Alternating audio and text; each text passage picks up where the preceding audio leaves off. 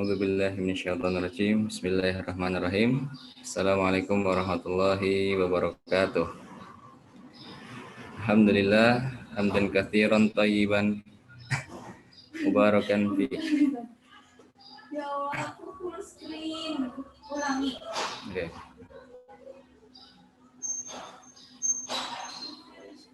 Kamu aja yang share screen. Enggak bisa nih. Host disable participant. Gimana, Rek? Hmm? Gimana? Aduh, di-record terus lagi.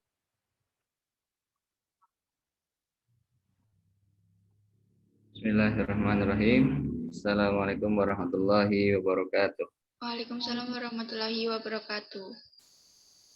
Alhamdulillahirabbil alamin. Wa bihi nasta'inu ala umuri dunya waddin.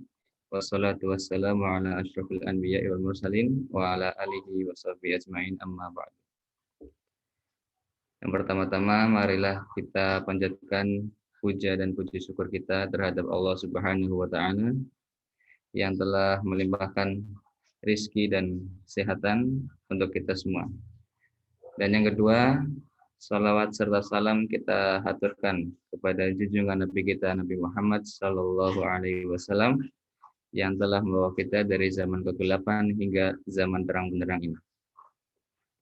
Dan di sini saya dengan Amanda Rahmalia akan mempresentasikan tentang metabolisme asam nukleat. Untuk asam nukleat adalah merupakan kelompok protein yang menyusun substansi genetika pada organisme, yaitu mencakup DNA dan RNA. Asam nukleat sering dinamakan juga polinukleotida karena tersusun dari sejumlah molekul nukleotida sebagai monomernya. Tiap nukleotida mempunyai struktur yang terdiri atas gugus fosfat, gula pentosa, dan basa nitrogen atau basa nukleotida.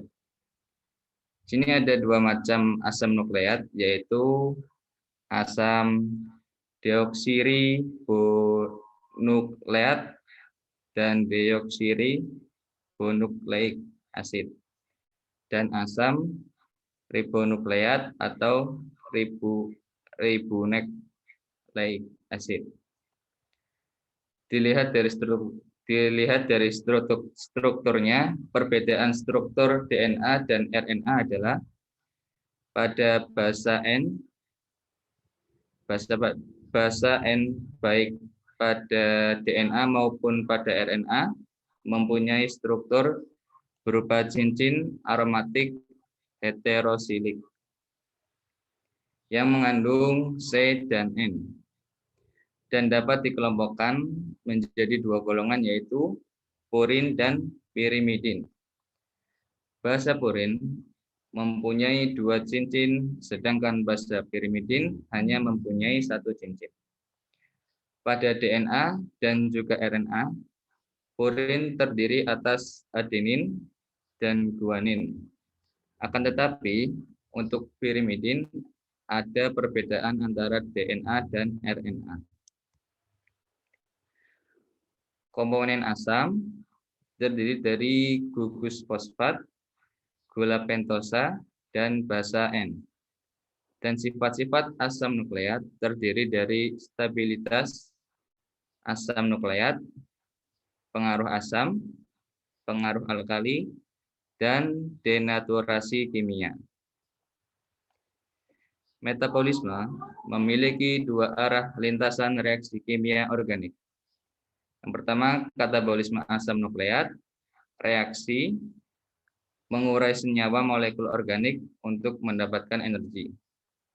Dan anabolisme asam nukleat, yaitu reaksi yang merangkai senyawa organik dari molekul-molekul tertentu untuk diserap oleh sel tubuh. Dan selanjutnya akan dilanjutkan oleh Amanda Rahmalia. Terima kasih.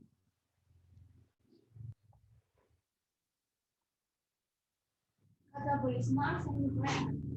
Katabolisme asam nukleat merupakan penyusunan dari genetik pada setiap sel. Pencernaan asam nukleat terjadi setelah telah dicerna oleh enzim lainnya hingga membentuk ukuran yang lebih kecil. Setelah makanan dicerna di dalam lambung, makanan akan berubah teksturnya.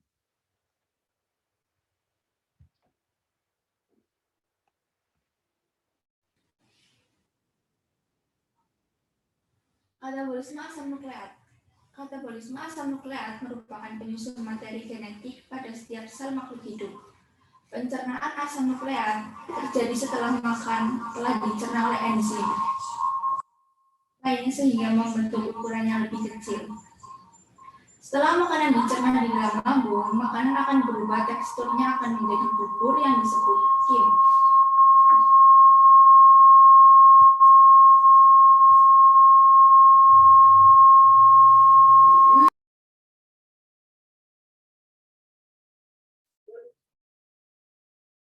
Katabolisme asam nukleat.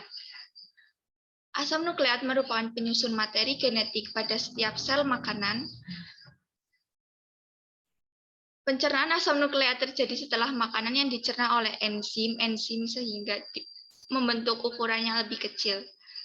Setelah makanan dicerna di dalam lambung, makanan akan berubah, teksturnya menjadi bubur yang disebut kim. Kemudian kim memasuki usus 12 jari dan akan mengalami pencernaan secara kimiawi.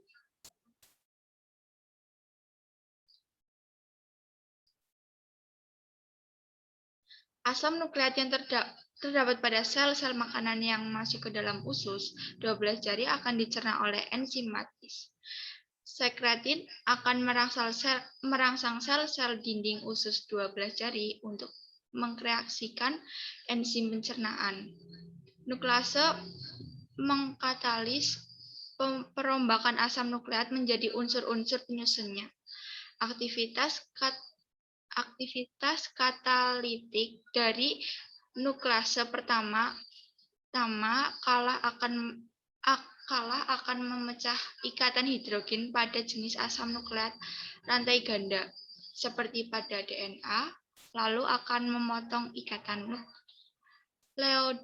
nukleotida, kemudian nukleotida sehingga akan dihasilkan unsur-unsur penyusun dalam nukleat.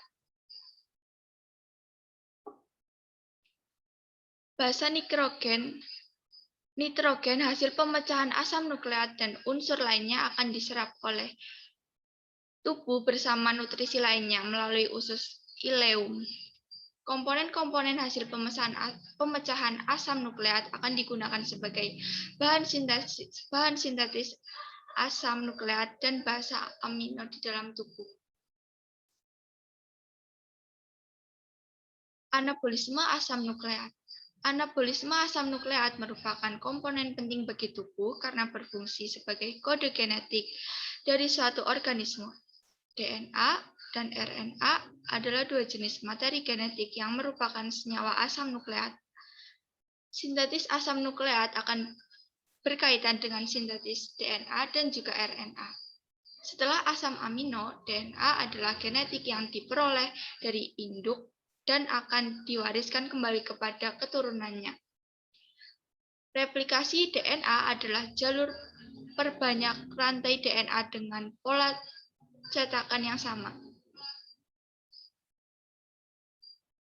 3 jenis RNA di dalam tubuh yaitu mRNA yang membawa pesan dari DNA,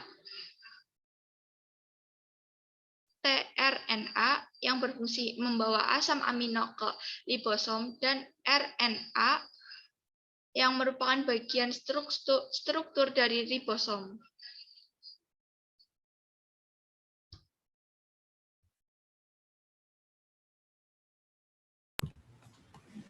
Sekian dari kita berdua. Nun wal qalami wa ma yasturun. Syukran katsiran. Wassalamualaikum warahmatullahi wabarakatuh. Waalaikumsalam warahmatullahi wabarakatuh.